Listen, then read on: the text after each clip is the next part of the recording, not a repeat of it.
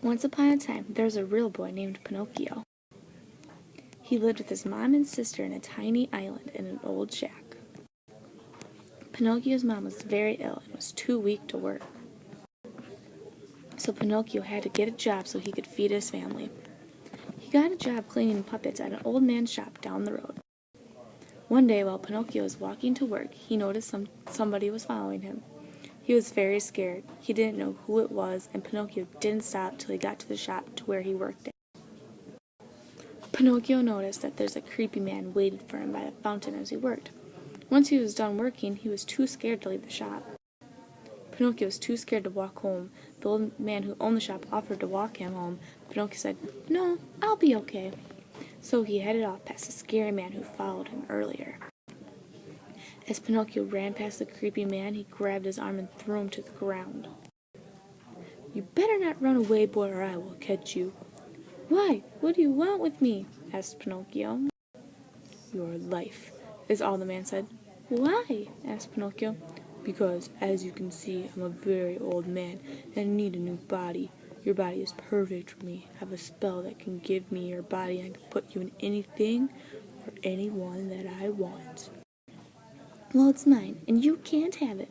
Pinocchio got up and ran as fast as he could back to the old man's shop. He hid next to the puppets. He cleaned not too long ago. But since it was such a small shop, it did not take the creepy man that long to find him. The creepy man said the spell, and the next thing you know, Pinocchio was a puppet. He was very shocked and didn't know what to do.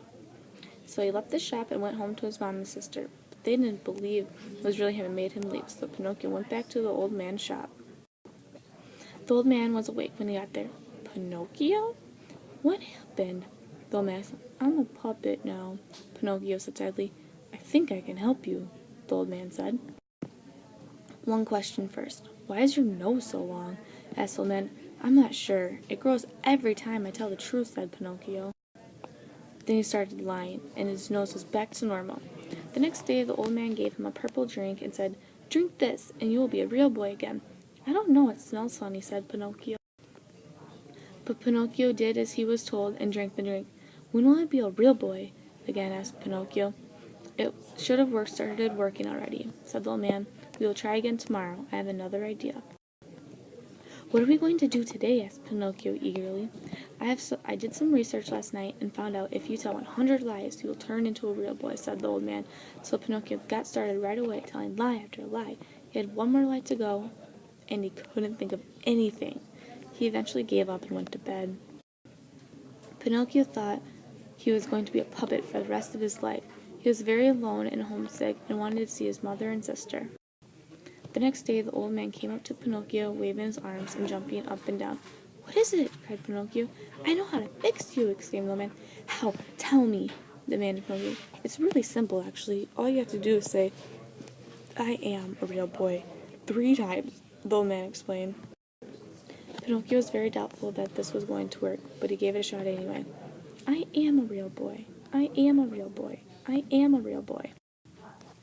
There was a loud boom. The next thing you know, Pinocchio was a real boy again, but he wouldn't wake up. The old man was very worried. Pinocchio slept for 3 days, and on the 3rd day he woke up and shouted and jumped with joy to see he was a real boy again. He ran home as fast as he could to tell his mother and little sister. "Mom, I'm home, and I'm a real boy this time," Pinocchio yelled. "I'm so sorry I didn't believe you, sweetheart," sobbed his mother.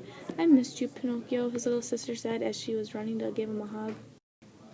And they all lived happily ever after. The end.